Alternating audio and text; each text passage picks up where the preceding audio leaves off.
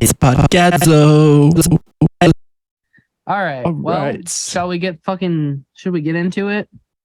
Yeah, man. And like I said, I'm excited about this one because I feel like this is a topic, a genre you can educate me on a lot. Near and dear to my heart, for sure. And I mean, so I think really when we say we're going to talk about desert rock and stoner music, really it's going to boil down to focusing pretty heavy on, 2 or 3 bands, but something that goes along with kind of what we were talking about for our last couple episodes. And that's just kind of music that has its roots in the 90s, early 90s, all the way through. And kind of, I think music that occupies a similar headspace, has some similar influences, but kind of just goes in different directions and kind of is pushing different boundaries than perhaps like grunge or even Britpop did.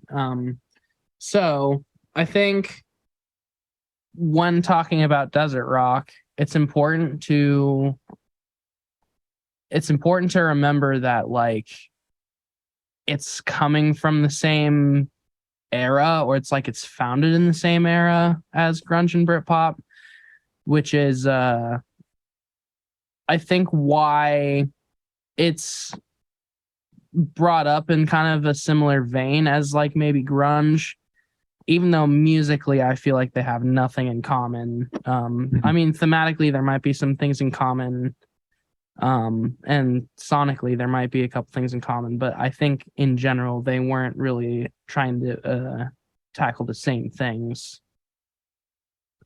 Yeah. So I just wanted to get something out of the way. I was very vaguely familiar with the term desert rock. I was able to place it to Queens of the Stone Age right away. When you said desert rock, I was like, oh yeah, Queens of the Stone Age, that's a band I know would fall into that desert rock category. But I had trouble thinking of any other bands in that scene really, and what else defines desert rock. So preparing for this episode, I looked up the Wikipedia for desert rock, and it redirects you to something called the Palm Desert scene. It says the Palm Desert scene is a group of related bands and musicians from Palm Desert, California. Their hard rock sound, sometimes described as desert rock, contains elements of heavy metal, psychedelia, blues, punk, alternative, grunge, and other genres. Goes on, and it references the influence that drugs have on the music in the scene many times, psychedelic drugs specifically. And I don't think anywhere in the article does it mention stoner rock as like a crossover thing, but I definitely associate them in my head. And the bands it mentions are Queens of the Stone Age, John McBain, Dean Ween. Oh, I'm sorry, I'm reading the wrong part of the article. I was like, Ween, that doesn't make sense. That was from a different... Yeah, the only band it really mentions as being in the scene is Queens of the Stone Age. Yeah, and so I think that's kind of why it's an interesting subgenre of music, is because it really does revolve around Queens of the Stone Age primarily, or not even necessarily Queens of the Stone Age, but just Josh Homme as a personality. I think the reason why it is oftentimes in the same breath as stoner metal or like stoner rock, and if you do like a Google search on like stoner rock bands, you'll see Queens of the Stone Age, but you'll also see Queens of the Stone Age if you do like a Google search of desert rock, because I think they are the band that kind of took like areas of what was like strictly desert rock before, and influences and ideas from stoner rock, and they kind of combined it all, and they were like the flagship band of doing that. So as far as formation and early years, so yeah, this music started in the early 90s, and it was founded in Palm Springs, California. Josh Homme's first band, Kyuss, Kyuss, they were known as the band that kind of started desert rock, and that was obviously also a Josh Homme project. They did have a lot of heavy influences in like psychedelic rock, known for being like pretty groovy, pretty like ethereal based grooves, pretty dark sounds, could have that like dark, like sludgy sound to the vocal, droning guitars, but also a lot of atmosphere. I would say like textural sounds on top. And yeah, I think leaned pretty heavy into like the psychedelic rock that was happening in the 90s. I think one of the bands I think of frequently is like the Flaming Lips, because in the 90s they were definitely like pushing that like psychedelic sound pretty far forward, but they were definitely also on like the rock band side of things, where they were like, you know, a 4-piece with drums and bass and guitar, and they were just exploring, pushing like a sonic field of just like atmospheric kind of drony, sludgy music. And the other thing about desert rock that I think really is Josh Homme to thank is just that it was known for being super collaborative. And band members were known for having like multiple projects going at a time. So, you know, Josh Homme started Queens of the Stone Age in 1996. He started Desert Sessions in 1997. He started Eagles of Death Metal in 1998. I think it was pretty obvious that he wanted to have multiple projects going at the same time. And he wanted to have crossover between the projects, not only like thematically, but also just literal member wise. He wanted the same bassist to be in, you know, some of his early Desert Sessions tapes as what he had on his Queens of the Stone Age records at the time. And he was also consistently interchanging his lineup in Queens of the Stone Age. He had different lineups pretty much for every album. And I think he was really just trying to play into like which drummer would give him the most, you know, like edgy sound per record, and same for bass, same for you know, like keyboards backing people. But I think Troy Van Leeuwen, who is like his guitar player, has pretty much been by his side the whole time, and his other consistent collaborator in like all of his projects. So I think he definitely deserves like a huge tip of the cap as well. I think another way that desert rock kind of cues off of like the stoner rock of the early 90s was that vocals weren't necessarily as present and as important in the mix as maybe in like grunge and Britpop. There wasn't necessarily like as much of a frontman vibe. It was kind of like vocals sat slightly behind lead guitars. There wasn't a huge focus necessarily on having massive vocal performance. It was more just like the vocals were there to be like a slight storyteller, but not to be a main point of performance within the song. And so I guess really where this conversation starts is in the early 90s, you have bands like Electric Wizard and The Sword and Sleep, who are all, you know, this like stoner metal kind of music that we're talking about. Sleep was California too, right?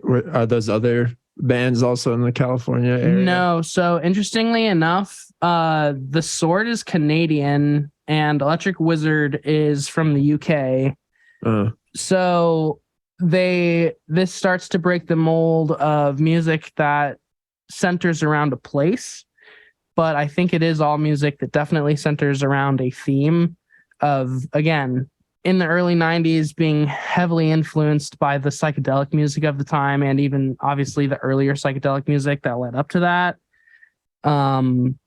Lots of really drony sounds, but still rhythmic driving kind of ideas in the underlying like bass and drums. Nothing on the side of like drone metal where there's just like no rhythm, no repeating ideas. It's all groovy. It's all got foundation, but it does have wandering vocals. The vocal performance isn't like the most important part of what's happening. It's all riff based. Totally. So I think that's where Josh Homme gets most of his influence from in the mid 90s when he starts Queens of the Stone Age. And then, Queens of the Stone Age has their debut album in 1998, I believe.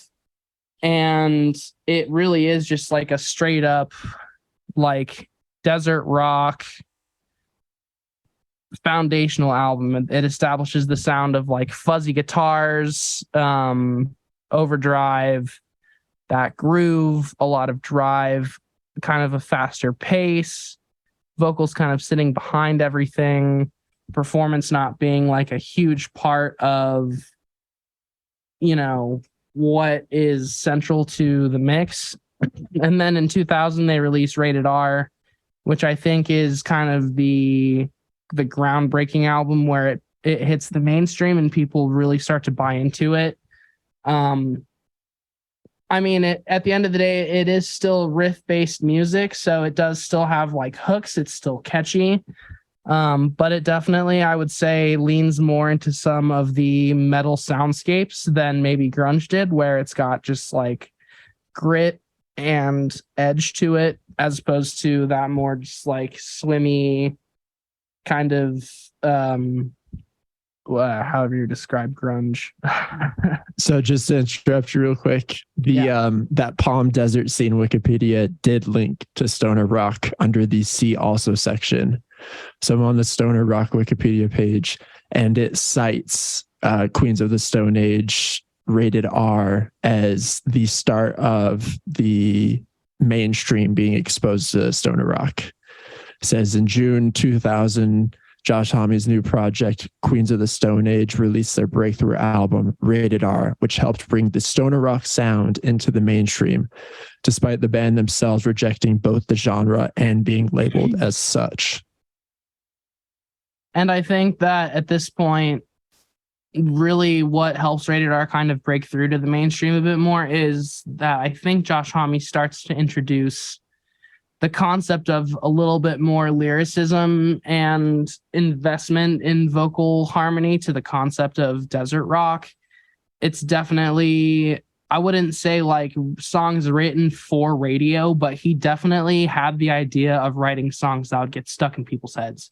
You can't really do that if you are just singing really drony, drugged out vocals all the time over everything. So it's definitely still there. He's definitely still got that pretty heavily on the album, but there's songs on the record too where they lean heavily into the idea of catchy riffs, catchy harmonies, catchy melodies, and just trying to get stuck in people's heads. But I think another reason why Queens of the Stone Age kind of stays relevant throughout the 2000s is they're not really interested in, I don't think, necessarily staying within the confines of their genre. I think the whole time they're interested in kind of pushing outside of what their genre means and what they can do with it.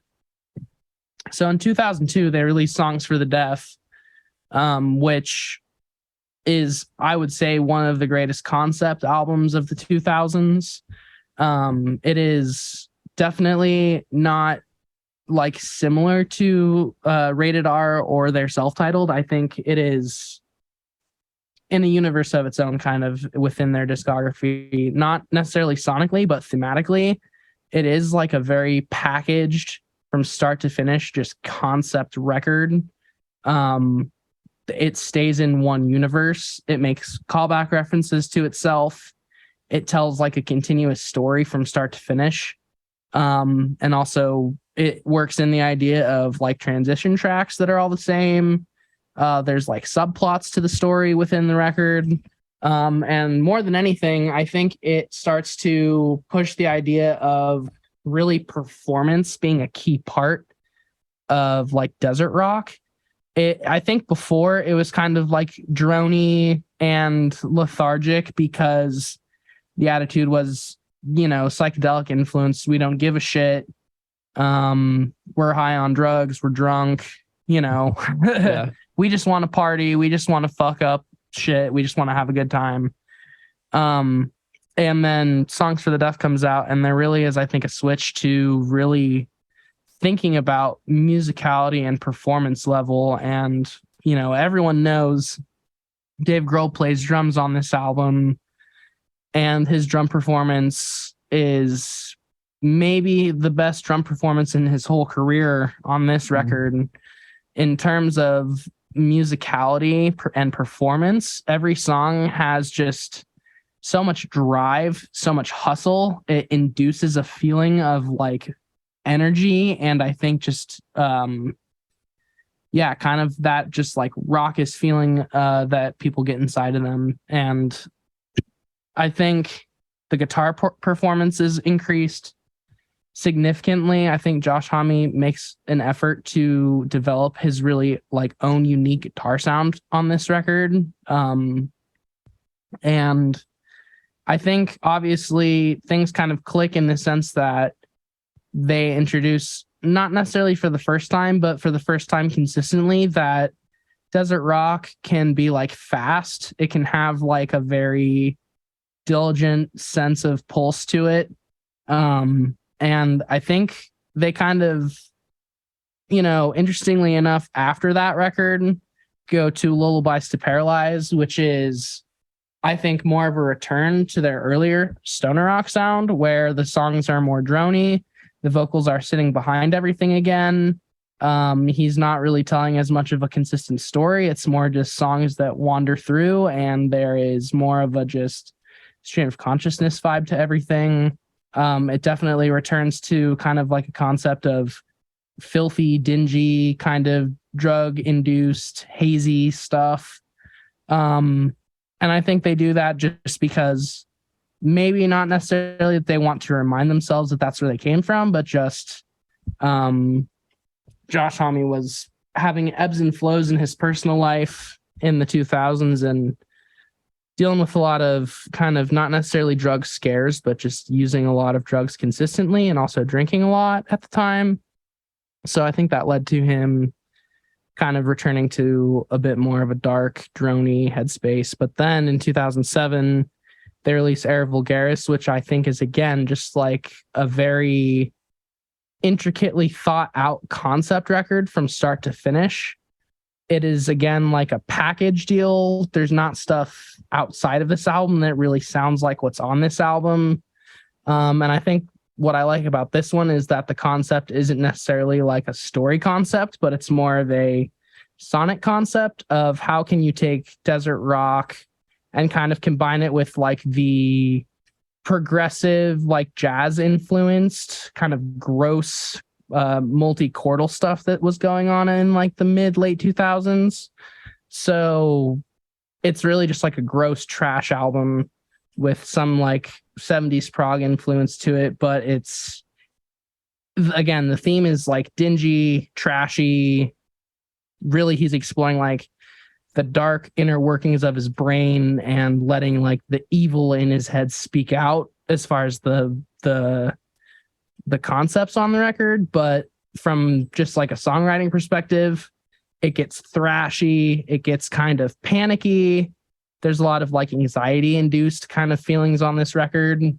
And it's different from like the speed on Songs for the Deaf, because on Songs for the Deaf, it's like speed and drive and rhythm. And on like the speedy songs on Era Vulgaris, it's kind of just like thrash, panic, a lot more broken up, a lot less focused on making you move your body, and a lot more, I think, focused on just making you feel like scared and anxious and discontent, because a lot of the songs from like a chord structure perspective don't go where you'd expect them to. And there's a lot of hooks on the record too. There's a lot of like catchy songs. It's still got that melodic interest to it, but there's also a lot of songs where they do truly just explore how gross they can get with things and how they can take the drone concept in the direction of making you feel more and more nervous the longer a song goes on. And then I think after this, they kind of enter what I would call like the grown-up phase of Queens of the Stone Age, where they're like writing a little bit less of the like metal influence songs, and they kind of pivot towards just being more alternative rock. Josh Homme has a health scare in like 2011 that almost kills him, and the long and short of it is just that he goes into the hospital for routine knee surgery, but he gets some sort of infection that almost kills him because his immune system is just super weak from alcohol and drugs. And after that near-death experience, he is inspired to write his album Like Clockwork, which comes out in 2013. And I think Like Clockwork really is the first album that he takes like a fully selfish approach to the lyricism on the album, where all the songs are just about him and his experiences and what he's been through. So obviously it's a very personal record. It explores a lot of his insecurities, a lot of what he feels are like his fuck ups. But I also think that there's a lot of kind of celebration on this record of the fact that he obviously isn't dead, but that he also is able to communicate what he needs to communicate through his music and shit like that. Kind of cliche, but it doesn't come across cliche on the record. And I think this record, from a music perspective, pivots a lot more towards just him writing songs where they're not inspired by a certain sound, or he's not trying to like capture a certain concept on a record. He's just writing songs that truly are like inspired by what happened to him and what his situation was. So there's like some blues influence on this album, I would say. A lot of, I would say, alternative rock influence, and it does have some psychedelic rock, but there's not a whole lot of that like stoner metal kind of early desert rock vibe to this record. It does have some of the like sandy guitars, but BPM wise, none of the songs get too fast. Nothing gets too heavy. There's nothing too incredibly riff based. It's all pretty equally balanced out as far as like the way that the songs are written on that record. And then in 2017, they put out the album Villains, which is produced by Mark Ronson, which I still think is a good idea, an interesting concept.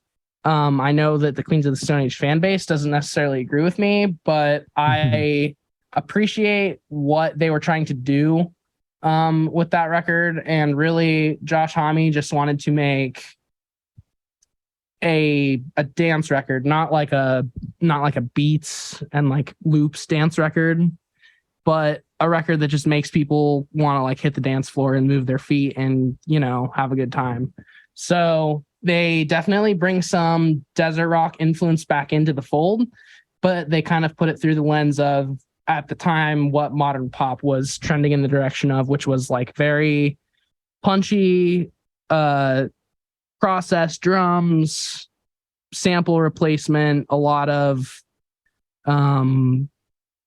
just pop, sparkle, shine, clean edges on everything. So Mark Ronson really did just like bring his touch to a Queens of the Stone Age record for that one. And Josh Homme is still, I think, in a relatively dark place, kind of like self-exploratory phase through this record. So the lyrics do tend to be pretty dark. They definitely don't stay like optimistic and party some the whole time. And there are a couple like slower songs, but for the most part, it's like uppity dance type music, and a lot of like riff based, just super hooky type music with like some somewhat dark, somewhat sad lyrics. And then, yeah, that pretty much wraps up Queens of the Stone Age.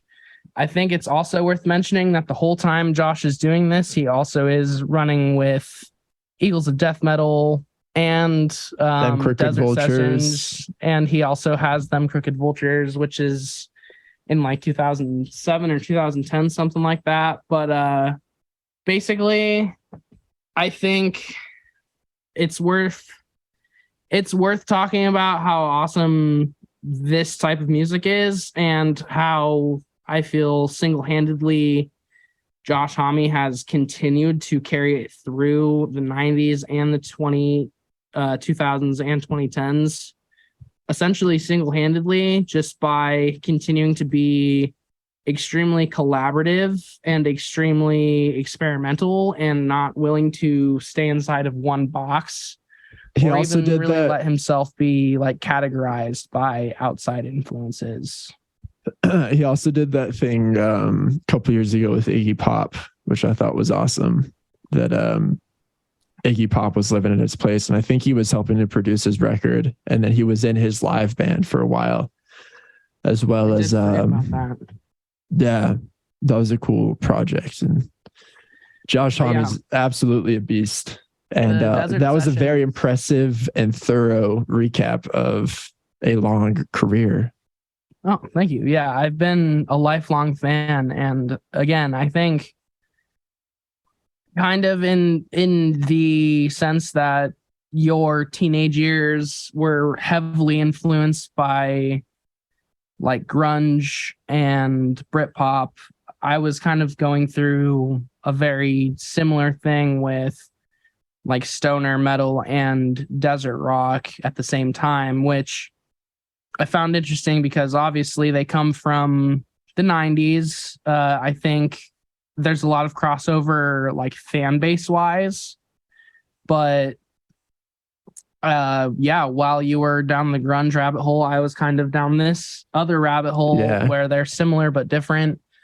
And I think, as far as just kind of relevance that's maintained, I think, I mean, obviously Queens of the Stone Age is still like a heavily discussed, heavily relevant band. But also you have bands now like All Them Witches, or I mean, there was Arctic Monkeys. They had their whole thing in the 2000s, kind of off of the coattails of this, where it was like a fusion of the Britpop and the like heavier, like metal influenced desert rock of the 90s through like a British lens. I mean, I think it wound up influencing so many different things in so many different ways.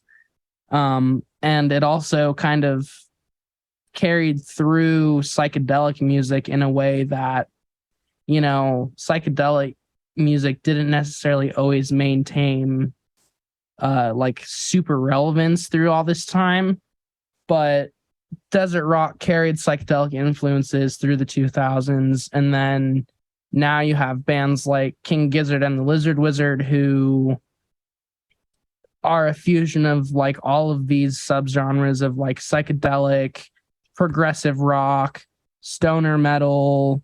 You know, like they've done literally everything. Speaking of Australian bands for a second, would you have put like Wolf Mother in the category of stoner rock? Is that what you'd say that? Yeah. So I think you have bands like Wolf Mother. I mean, it becomes like a blurred line at a certain point with like the late 90s grunge and like post grunge, but there's like, I don't know, like Incubus and all those bands that ride the lines of like new metal / that like early stoner metal shit. But yeah, I think at the end of the day, like what separates like Wolf Mother from all those other bands is like their main influence really did seem to be like the progressive rock of the 70s first and foremost, and then there was the desert rock influence kind of secondary to that. They really were just like still doing like Led Zeppelin guitar solos and like huge vocal choruses. I like that type of shit. And stoner rock definitely wasn't doing that at the time in the 90s. And when Josh Homme was really peaking with like the desert rock vibe, there aren't really too many Queens of the Stone Age songs that I think are in that headspace, even though it is still like guitar based, super riff based kind of mid to up tempo music. Yeah. So let's step back a second to like, I'm curious about the early 90s stoner rock thing and bands like Sleep. Because when we were talking about bringing this up as a podcast theme, you mentioned the band Sleep, and it was a band I had definitely listened to, but was only vaguely familiar with. So since then, I've listened to some Sleep albums, and the one that really stood out as maybe their most popular is Holy Mountain, Sleep's Holy Mountain. And I listened to it, and not, I don't like to hate, but I'll say I found it unremarkable, kind of along with all the other Sleep stuff. I just like, I don't know. I mean, yeah, I agree. It's so riffy, and just nothing about it really grabbed on to me. But what I did find interesting was like the heavy Black Sabbath influence on it. And that Black Sabbath stands out so much as a stoner rock band and an influence to later bands. Yeah, so I think really why Sleep is relevant in this conversation is because I think it's obvious that when you listen to Queens of the Stone Age, you have to, at a certain point, acknowledge that Josh Homme was definitely influenced by Sleep at some point in his life, just as far as where his kind of like guitar playing comes from. And I think where the like attitude for desert rock really does come from. Obviously, Sleep is a straight up stoner metal band. So it's like the only things that they give a shit about are big old riffs playing in unison. So shit is as heavy as possible, talking about how awesome getting high is and smoking weed is. And obviously there's like a lore side to that. They do have like, a backstory to their songs, especially like Holy Mountain. Like there's a full story in that album. But it really is. And I'm not in deep enough to have appreciated that. And that's fair. And honestly, like, I mean, especially these days, like, Sleep is still playing. And I mean, I had some friends that saw them not too long ago, and they were not impressed with kind of just the overall stage presence that their guitarist Matt Pike had, because he just doesn't seem like he really gives a shit about what he's doing. And I think that's kind of what they were always like. But in the 90s, obviously they were younger and more spry. So it was a little bit easier to play it off as they still were doing the right thing, not just they're like old dudes who were tired and stoned. But I think, why they're relevant here is just because, they really lay the foundation for what comes after them as far as stoner metal, and then what builds into this kind of like desert rock music. So I think a good link here between the two bands, because if you go from like Sleep to Queens of the Stone Age, they're definitely like two totally separate things. But if you think about a band like The Sword, I think they are a good band to mention that is a fusion kind of, or not a fusion, but a middle ground between what stoner metal was in the early 90s and then kind of what evolved into desert rock later on. Because The Sword, again, I think they have a lot of influence in like 70s stoner metal and like prog rock, like definitely Black Sabbath. I think like Jethro Tull and stuff like that when I listen to The Sword. But they have, I would not say like a more cinematic approach, but definitely a more grandiose approach to their songwriting. The riffs are still huge. There's a lot more counter melody.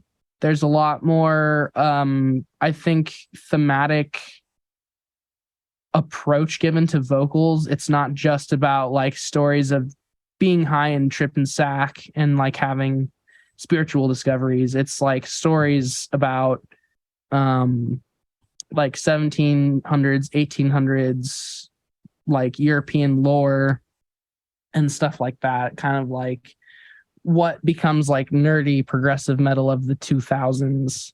And the Sword definitely evolves more than Sleep. They definitely go down more alleys and try more things throughout their career. But I think they are like kind of that in-between link, like I said, where Josh Homme was influenced by the heaviness and the sandiness and the sludginess of stoner metal, but wanted to take like the songwriting a little bit further and have more of a melodic approach and have more hooks, if you will. And I think the Sword was kind of doing that in the mid 90s before Queens of the Stone Age jumped in and was, I think, taking it to the full-on desert rock vibe by upping the tempo of everything and by essentially just leaning really heavy into the drive and the groove of what you can find in like the Swords music and Sleep's music. Gotcha. Yeah. Yeah. I'm not too familiar with the Sword. I've got to listen to some Sword, and I don't think I've ever even heard of Electric Wizard, to be honest with you. So Electric Wizard is funny because I think if you combine the three bands, then you really have what is Queens of the Stone Age's full foundation. So Electric Wizard is like very sludgy. I would say probably as slow as Sleep, if not slower than Sleep, but really like full, like the bass is driving as fuck. The guitar is in pretty much unison with the bass all the time. And they just go through these like sliding, like high to low note riffs where it's just consistently like, I think, get wandering more and more towards what sludge music is. And it's still very like stoner metal based. It's like they talk about smoking weed, doing drugs, psychedelia, but it's also kind of like devil music, not like, it's not Satanist, but they do obviously wander through talking about satanic topics and shit like that. Obviously. As you would, yeah. And so that's what happens when you smoke weed. I think that's where start worshiping the devil. Yeah, it's only a matter of time. Yep. But yeah, I think that's where Josh Homme perhaps got his, maybe not directly, but perhaps where the idea of like that sludge and that darkness was introduced to desert rock, that filth. So yeah, you combine Sleep's riff heavy songwriting with their tone together, with the Swords kind of more hook and riff based melodic metal music, and then you add in Electric Wizard's just like sludge. You have Queens of the Stone Age arriving in 1996, and I think that is like a very linear transition there.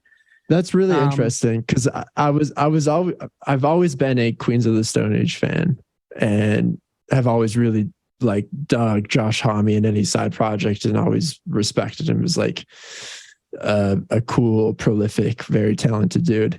But I always kind of saw Queens as kind of a band out of space and time, just this kind of cool alt rock band that has stuck with their own thing that came out of nowhere throughout all of the different phases of rock through, the early 2000s until now, without ever considering that they were part of a clear like storyline from stoner rock to desert rock like that.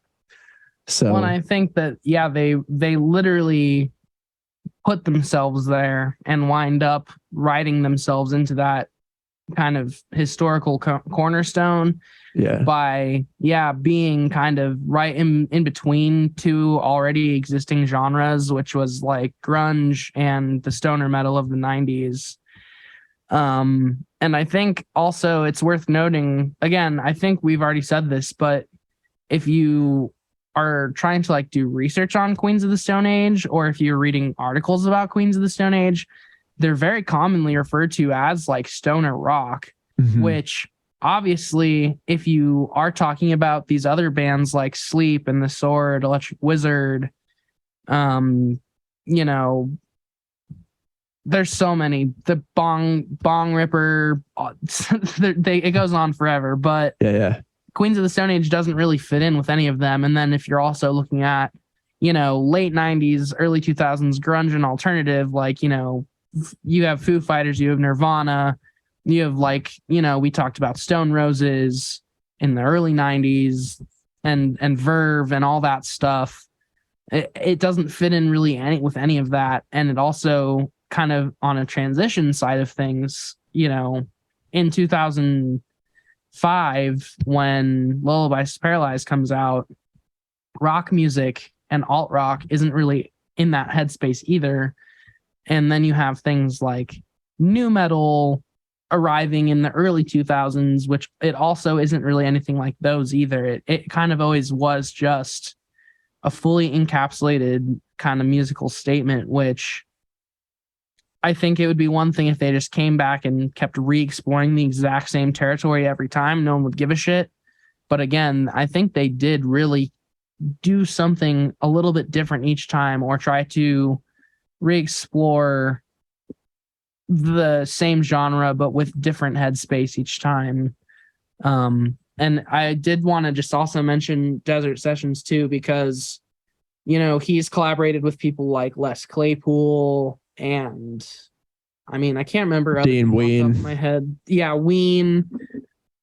And they've all just been essentially out at his Joshua Tree studio, maybe or maybe not doing psychedelic drugs, but just essentially working together until they write a song, which I think those songs, the songs on the projects from Desert Sessions really do go super far into like the psychedelic side of what desert rock is, which I think it's just also super interesting that is a very heavy part of the influence, because obviously in like, you know, Sleep's music and Electric Wizard, and even to a certain extent The Sword, there is like a slight psychedelic influence.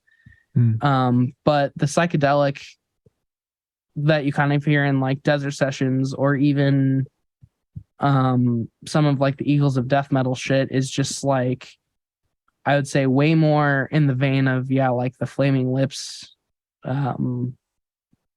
or like, going even further back, like Jethro Tull's, the Yeses, like that type of real prog shit.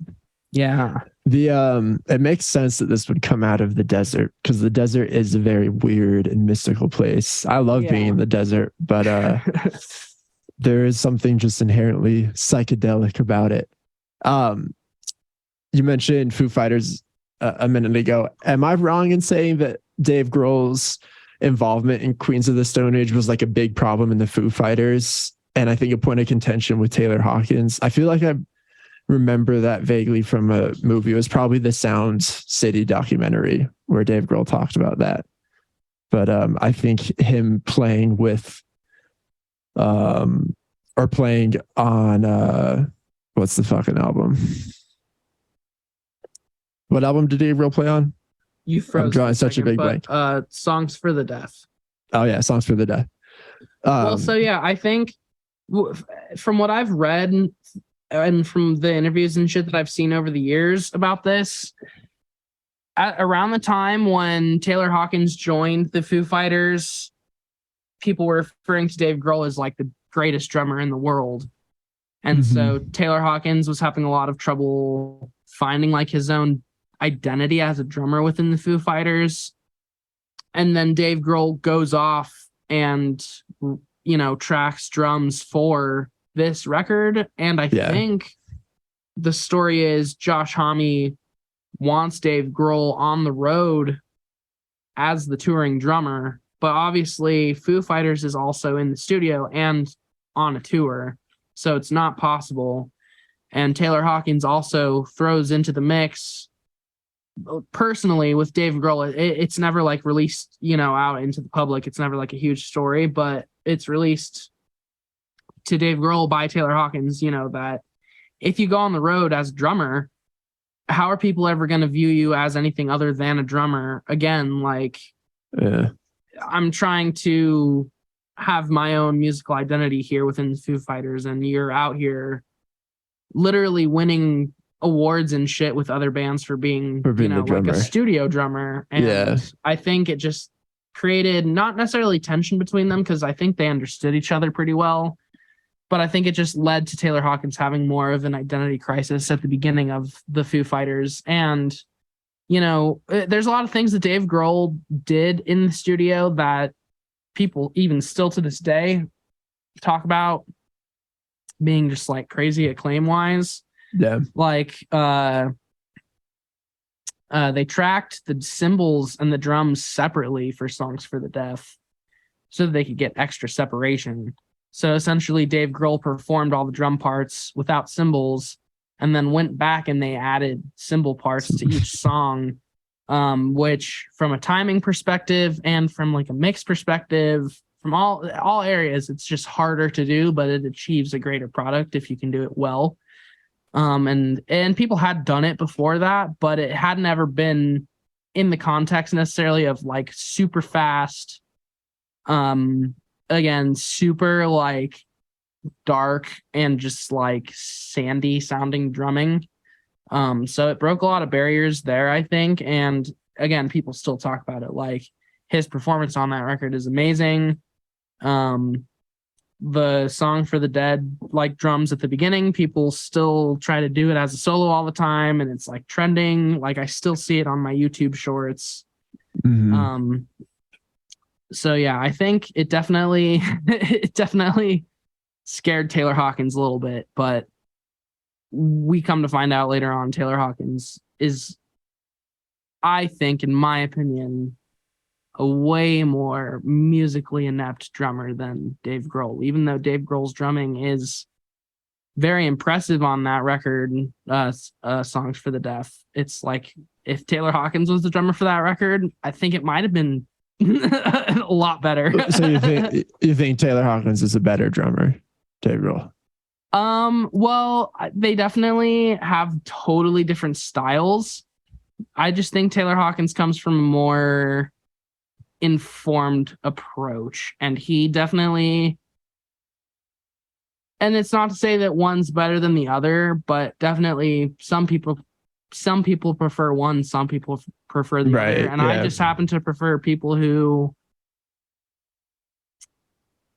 pay homage to like their influences like through their playing, and are more like approach it from a more, I guess, just like storied and songwriting approach than just like, I'm just going to play the drums as hard and as fast as I can. And I think that in a lot of ways, Dave Grohl's drumming didn't really evolve to be like musical and adding to a song until he plays drums with Them Crooked Vultures.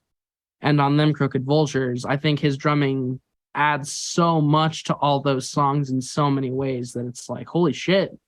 Yeah, this dude put aside his, not necessarily his ego, but just like his own personal drumming goals for like one record, and he just listened to what John Paul Jones was doing, and he just did what he could do to like best complement what John Paul Jones was doing, which in my mind, that's what Taylor Hawkins was always doing in the Foo Fighters from the very beginning, was playing drums that would only and in the best way possible, play into what Dave Grohl was doing, and what I forget the name of the bassist, but the bassist was doing in the Foo Fighters at that time too. Nate something or other, right? Yeah, Nate boy. Native boy. So would you say that Them Crooked Vultures is your favorite Josh Homme spinoff, or is it Eagles of Death Metal, or is it I guess let's take Desert Sessions out of the hat here. I guess between Them Crooked Vultures and Eagles of Death Metal, are you a fan of one more than the other? Definitely. I would say, honestly, Them Crooked Vultures might be my favorite. It's so hard to say for sure, but I think Them Crooked Vultures is definitely up there as one of my favorite Josh Homme projects of all time. I think the reason why... So I have feelings about Eagles of Death Metal, and none of them are super strong or great. I think that Jesse Hughes is an interesting character, but I definitely don't think he is the most talented or even the most worthwhile to be like spending his time with Josh Homme. I really do think that the most stripped back approach possible is like Eagles of Death Metal is like post rock and roll. Like if AC/DC was still young, and if they started like 20 years later, like greased back hair, listening to it on your Harley while you're on your way to like your stepdaughter's house type music. Like, yeah, Eagles of Death Metal is really like it started off as a joke band, I think, really, right? It was kind of satirical or sarcastic, maybe. Yeah, it was like a somewhat facetious take on like, facetious, that's a good word for it. Not speed metal or like speed music, but just like faster rock music. And I think that, again, the approach to it back then was that Jesse Hughes was like the bad boy who didn't give a fuck. And so it was funny and it was cool and kind of edgy, but it just doesn't hold up the same way, I don't think. Yeah. And obviously, take the music out of it, and Jesse Hughes has said some things over the years about like guns and gun control and the government. What happened to them in vaccines. Paris was insane.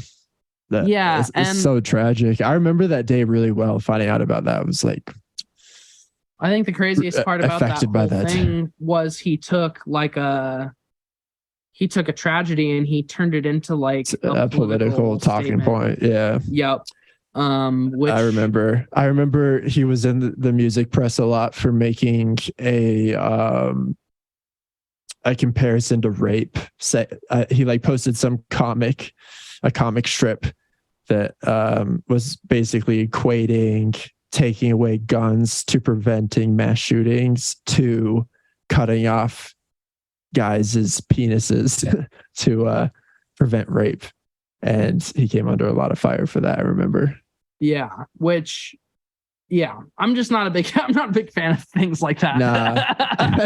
To say the least. You can have whatever opinions you want to have. Eagles of Death Metal became a little problematic. And it seemed like that's when was Josh Homme at that show? Josh Homme wasn't even at that show. So I didn't think that's so. That's also interesting to note is that, towards the 2010s, 2015 era, I think Josh Homme had really pulled out entirely of Eagles of Death Metal, and he was really focusing on Queens of the Stone Age at that point because they were touring, they were in the studio working on Villains, and I think really at the end of the day, Eagles of Death Metal wasn't doing too much. They were playing one-off shows, they were playing festivals from time to time. They were really just like, attracting people for a nostalgia purpose. But as soon as you start to like politicize any sort of tragedy for your own narrative, I think that becomes a slippery slope. That's not really why I think Eagles of Death Metal isn't as good as Them Crooked Vultures. I just think it is proof that one doesn't hold up as good as the other in certain ways. And I think obviously when you listen to an album like the Them Crooked Vultures album, you just have, again, a showcase of three really individually talented people, I think, playing into like each other's strengths. And obviously Josh Homme brought those songs to the table. They all have like that kind of desert rock vibe to them. But I think because of John Paul Jones's like really intuitive and like enthusiastic like bass playing on that record, it kind of leads to a more, what turns into a more like alternative, just like not progressive, but definitely just like a slightly more modern take on like what the desert rock of like the mid to late 2000s was. And I think that the coolest part about the whole thing was just that they all kind of stepped out of the way for each other. Like Dave Grohl was like, holy shit, I can't believe I'm playing drums with John Paul Jones. And John Paul Jones was like, holy shit, I can't believe I'm playing bass for Dave Grohl. And right. Josh Homme was just like, holy shit, I can't believe that either of these dudes are like doing this for me at all. So it was one of those things where I think they all gave each other like the leeway that they needed when making the record, and they all shine like equally because of that. That was one of my favorite parts in Dave Grohl's autobiography, which I read recently, was him talking about the formation of Them Crooked Vultures.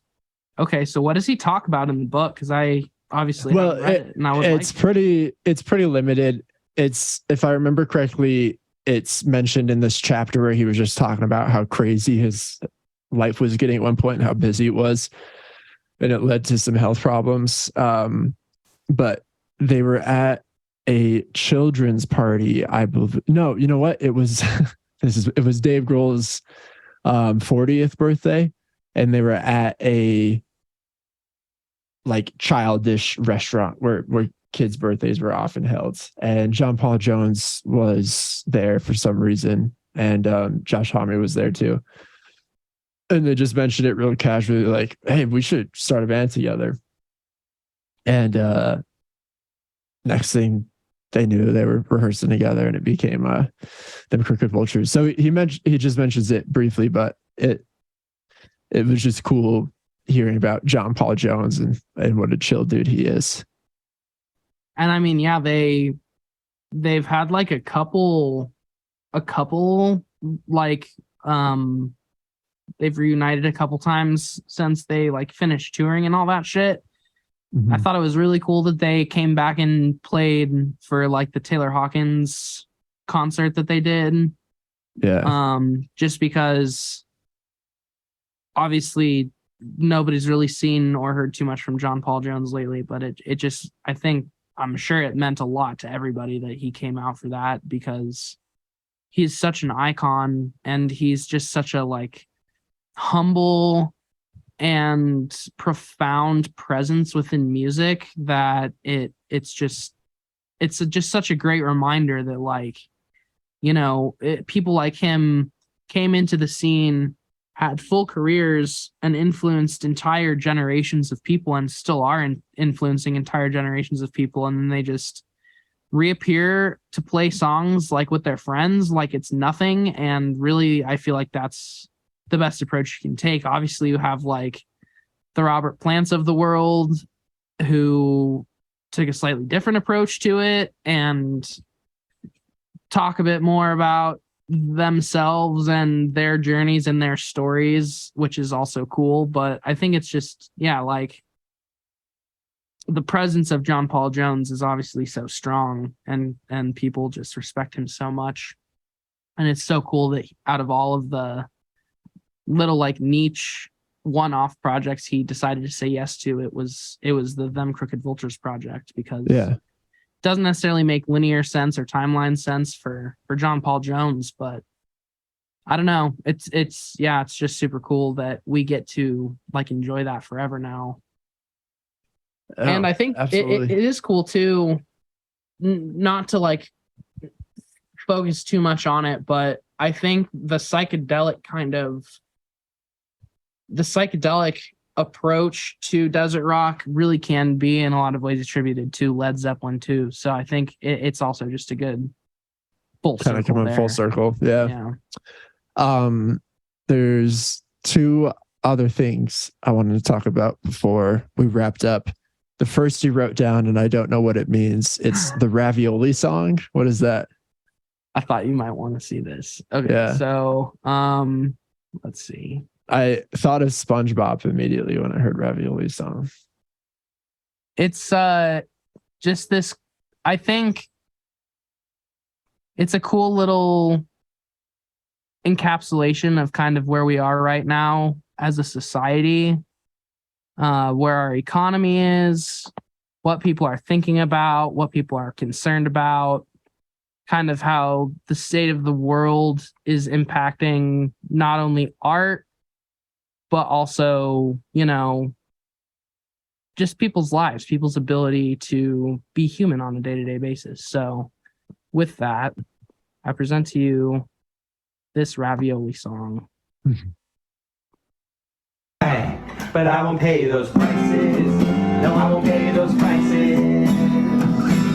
I like ravioli as much as the next guy, but I won't pay those prices. No, I won't pay those prices.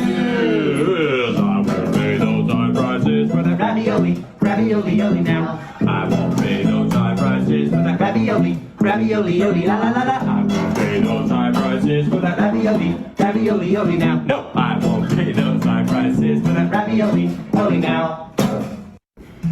I like ravioli as much as the next guy. So yeah, I think, again, when you're thinking about the state of the global economy and what people are really thinking about and talking about right now, the price of ravioli is definitely worth mentioning. That shit is like, I mean, if you're buying like a can of ravioli pre-made, you're looking at, $3 to $5 as opposed to what it used to be, which was like $2 to $4. So it's up $1 there.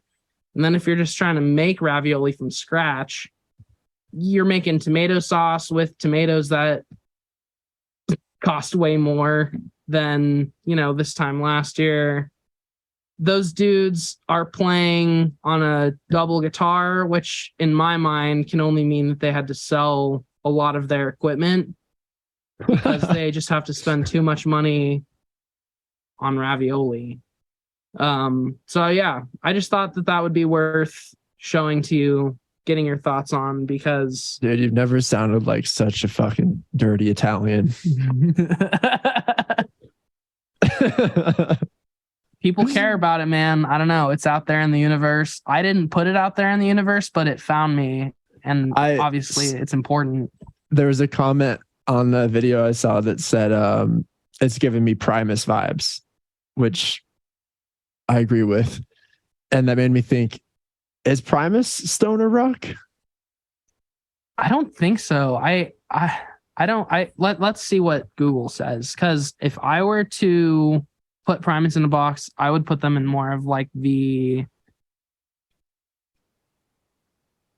I don't know. I've never thought of them as metal, but maybe just like progressive rock. Yeah, like here's what metal. Wikipedia says: alternative metal, funk metal, experimental rock, progressive rock. Funk metal is maybe because it's not like Red Hot Chili Peppers, but it's like there's funk influence to it.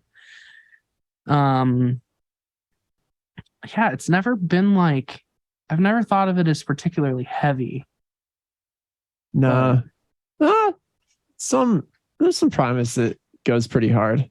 Yeah, like the song Too Many Puppies. Yeah. That song's pretty heavy. But I don't know. And even I think My Name is Mud. Oh, it kind of bangs a little bit. In the kind of way that I guess it bangs in a funky way more than a heavy the kind way. Of way that, like, no, you're right. Hot Chili Peppers is heavy because it's so funky that it just makes you like. Ugh. No, that's a good point. But they definitely all have influences with psychedelic rock. I mean, Primus gets pretty psychedelic for sure. I think obviously people consistently refer to Red Hot Chili Peppers as being like psychedelic rock, even though I think they just merely dabble in psychedelia sometimes. Dude, speaking of Red Hot Chili Peppers for a second, John Frusciante released a new Noise album. Oh, cool. That I was listening to last night and kind of all day today while I was working. It's pretty sick vibes, especially if you're trying to do some focused work or go to sleep. I enjoyed it.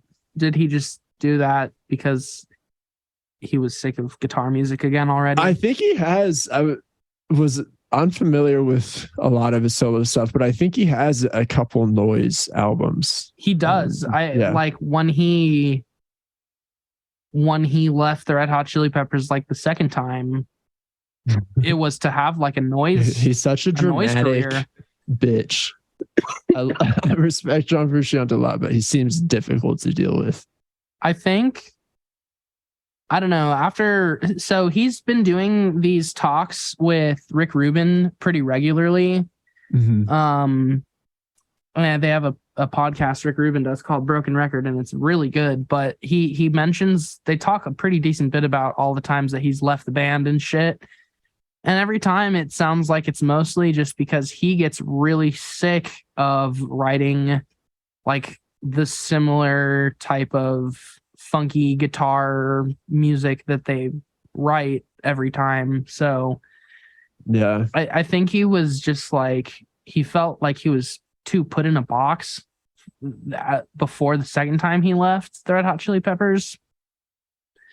And now that he's back again, it seems like he's just kind of like an old man, the same way that like so many of these other people are just like grown up old men, where he's just like, yeah, like if I get sick of making guitar music, I'll just release other music on the side, but I'll still do this too. And it's like, yeah, you could have been doing that the whole time. I don't know. I know. You don't have to leave the group entirely.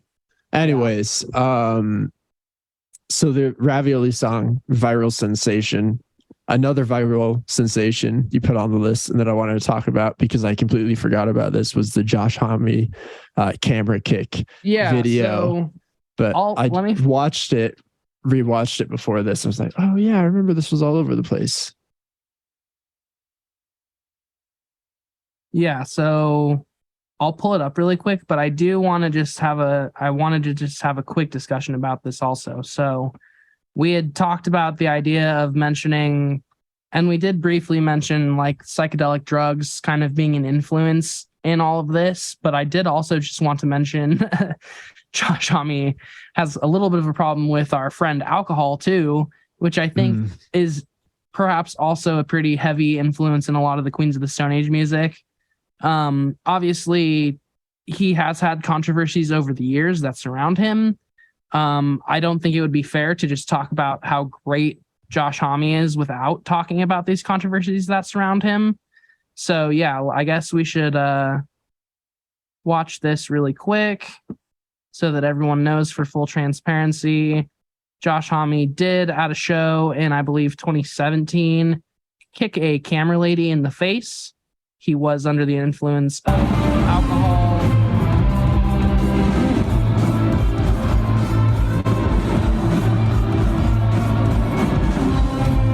So there you can see the kick. It's not even that bad. We'll go back and see it in slow motion here really quick.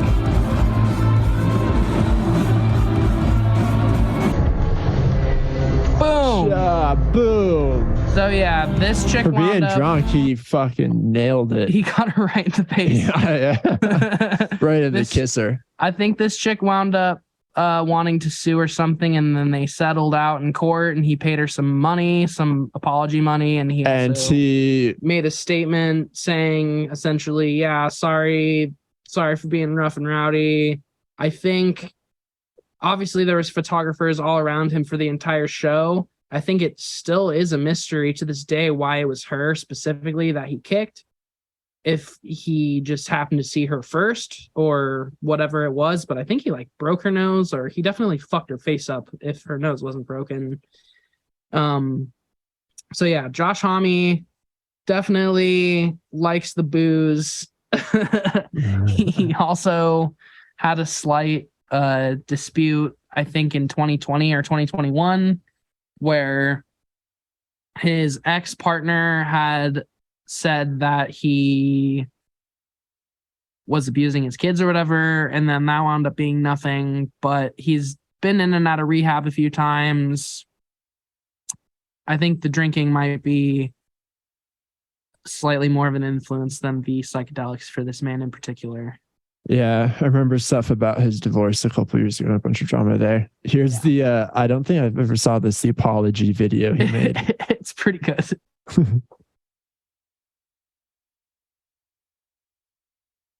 You might have to share your audio. Oh, here. Let me do it. It's okay. I have used him before. He's a funny guy too, Josh Homme. I've listened to him on a bunch of podcasts. I often seek out his podcast / interviews because he's always a good listen. He is a very funny guy, and in a lot of the like Queens of the Stone Age press releases, there's been humor very heavily at play. He does have a very funny persona when they're playing live and shit. When they're doing shit on stage, he is like always kind of cackling or, you know, fucking with the audience and shit. But yeah. Hello. Last night at a Queens of the Stone Age performance, I kicked the camera of a photographer, and that camera, he kicked the camera photographer in the face, and the photographer's name was Chelsea Lauren. Yeah, and that camera hit her in the face. Very deliberate. I'd just like to apologize to Chelsea Lauren. I don't have any excuse or reason to justify what I did. I was a total dick, and I'm truly sorry, and I hope you're okay. I've made a lot of mistakes in my life, and last night was definitely one of them. And I apologize for that to you. And I want to be a good man, but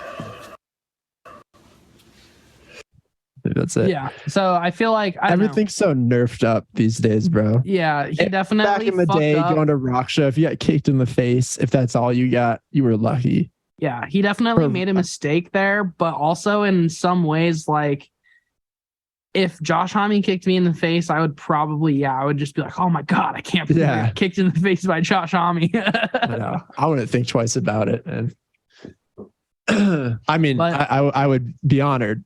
I wouldn't think twice about like, I was assaulted, but you know, maybe the camera was ruined. I'm being unfair to the. It goes to show more than anything that you just can't afford to fuck around in. I mean, this was back in 2017, but even then, you can't afford to fuck around on shit like that and hurt someone for the sake of being like the rock star ego or whatever it might have been. And I think what goes even deeper than that is just the fact that he's obviously seems to have been struggling with some things over the years, personal or whatever, but